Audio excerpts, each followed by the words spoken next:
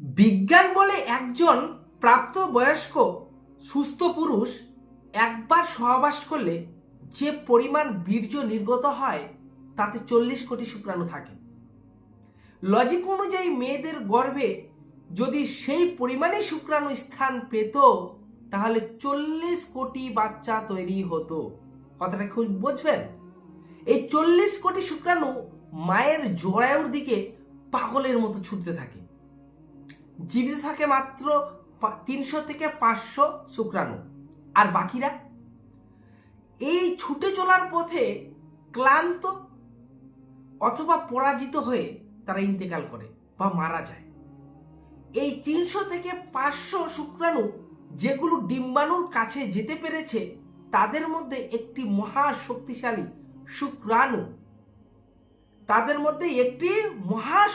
শুক্রাণু ডিম্বাণুকে ফার্টিলাইজ করে অথবা ডিম্বাণুতে আসন গ্রহণ করে। সেই ভাগ্যবান শুক্রাণুটি হচ্ছে আপনি কিংবা আমি অথবা আমরা সবাই। কখনো কি এই মহাযুদ্ধ বা এই সংগ্রামের কথা আপনি কি মাথায় এনেছেন? আপনি যখন দৌড় দিয়েছিলেন তখন ছিল না কোনো চোখ, হাত, পা, মাথা, তবু আপনি জিতেছিলেন। আপনি যখন দৌড় দিয়েছিলেন তখন আপনার ছিল না কোনো সার্টিফিকেট, ছিল না মস্তিষ্ক, তবু আপনি জিতেছিলেন। আপনি যখন দৌড় দিয়েছিলেন তখন আপনার ছিল না কোনো শিক্ষা, কেউ সাহায্য করেনি, তবুও জিতেছিলেন। আপনি যখন দৌড় দিয়েছিলেন তখন আপনার একটি গন্তব্যস্থল ছিল এবং সেই গন্তব্যের দিকে উদ্দেশ্য ঠিক রেখে একাগ্র চিত্তে দৌড় দিয়েছিলেন এবং শেষ অবধি আপনি জিতেছিলেন। আমি কি বোঝাতে চাচ্ছি আপনি একটু বুঝবেন বিষয়টাকে। বহু বাচ্চা মায়ের পেটেই নষ্ট হয়ে যায়, কিন্তু আপনি মারা যাননি, আপনি ইন্তেকাল হননি, পুরো 10টি মাস পূর্ণ করতে পেরেছেন। বহু বাচ্চা জন্মের সময় মারা যায় কিন্তু আপনি টিকে ছিলেন। বহু বাচ্চা জন্মের প্রথম 5 বছরেই মারা যায় কিন্তু আপনি এখনো বেঁচে আছেন। অনেক শিশু অপুষ্টিতে মারা যায় কিন্তু আপনার কিছুই হয়নি। বড় হওয়ার পথে অনেকেই দুনিয়া থেকে বিদায় নিয়েছে কিন্তু আপনি এখনো আছেন। আর আজ আপনি কিছু একটা হলেই ঘাবড়ে যান, নিরাশ হয়ে পড়েন। কিন্তু কেন ভাবছেন যে আপনি হেরে গেছেন? কেন আপনি আত্মবিশ্বাস হারিয়ে ফেলেছেন? এখন আপনার বন্ধু বান্ধব, ভাই বোন, সার্টিফিকেট সবকিছু আছে, হাত পা আছে, শিক্ষা আছে, প্ল্যান করার মস্তিষ্ক আছে, সাহায্য করার মানুষ আছে, তবু আপনি আশা হারিয়ে ফেলছেন।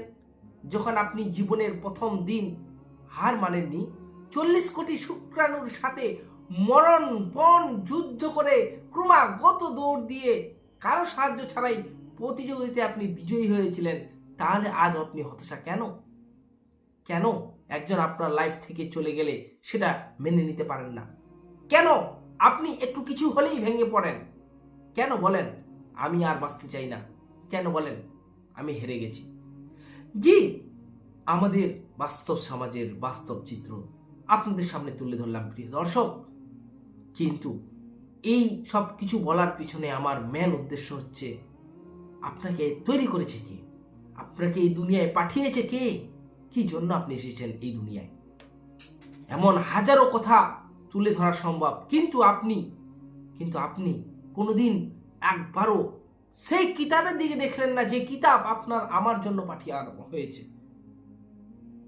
যে কিতাব আপনার আমার জন্য পাঠানো হয়েছে, আল্লাহ আমাদেরকে সেই কুরআন, যে কুরআনটা আপনি আমি পড়বো এবং আইন কানুন সেই অনুযায়ী চালাবো, সেই অনুযায়ী আপনাকে চলতে হবে, আপনি সেটা মেনে চললেন না। আপনি এতজনের সাথে লড়াই করে 40,000 কোটি শুক্রাণুর মধ্যে আপনি লড়াই করে আপনি জিতে এসেছেন। সেখানে আপনাকে জিতিয়েছেন আল্লাহ, অন্যান্য কেউ জিততে পারেনি, সেখানে আপনি জিতে এসেছেন।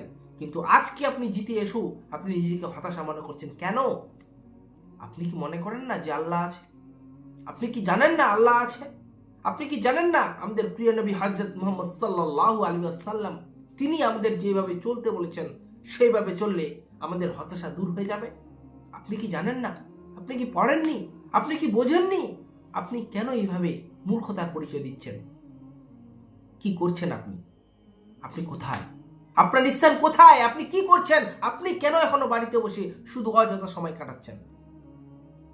সেখানে আপনার জন্মের শুরুতেই আপনি একটা মহাযুদ্ধ, যেখানে একটা মহাসংগ্রাম ছিল, সেখানে আপনি সমস্ত ডিম্বাণু ওদের থেকে জিতে এসেছেন। আজকে জিতে এসেও আপনি এখানে কেন হতাশা? আপনার তো হতাশা হওয়া উচিত নয়। আপনি আমি সেই 40,000 কোটি শুক্রাণুর মধ্যে একজন।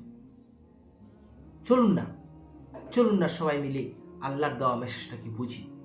আপনি জিতে এসেছেন। আপনি একটা মাত্র সুযোগ পেয়েছেন এই দুনিয়ায়, একটা মাত্র যার সুযোগ এই দুনিয়ায় পেয়েছেন।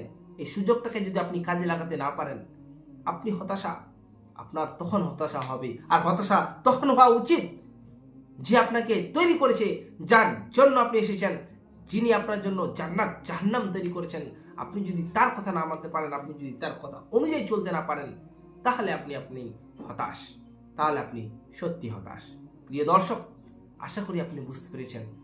আপনার পরিচয় আজকে আমি দিলাম যে আপনি কে, আপনি কিভাবে কত সংগ্রামের মাধ্যমে এসেছেন, কিন্তু আপনাকে সেই সংগ্রামে জিতিয়েছেন আল্লাহ।